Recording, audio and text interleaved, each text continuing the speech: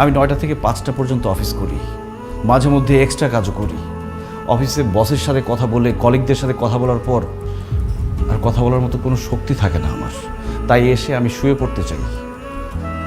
আখি, দিন শেষে আমিও মানুষ, আমি রোবট না।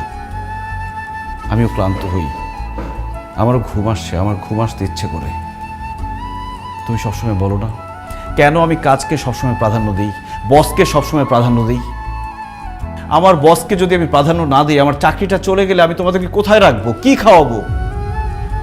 আখি, প্রেমিকের সাথে কখনো স্বামীর তুলনা করো না।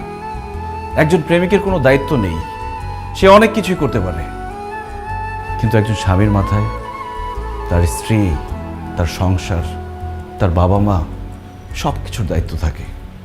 আর একজন স্বামী নির্দিষ্ট একজন মানুষকে খুশি করার জন্য চাইলেও অনেক কিছু করতে পারে না।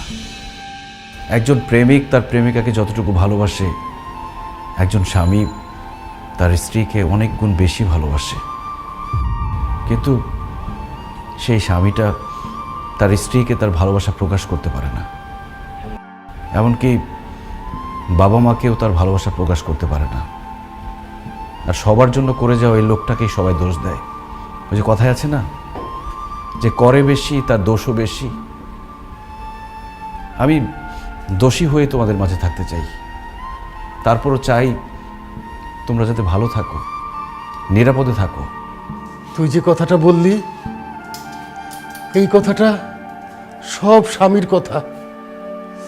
তোর মা আমার সাথে এরকম অভিমান করত, তো আমি তোর মতো করে এরকম ভালোভাবে তাকে বুঝাইতে পারি নাই।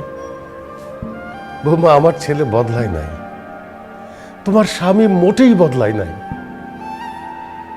সে আমাদের ভালোর জন্যে, আমাদেরকে ভালো রাখার জন্যে আমরা তাকে বদলাই দিছি।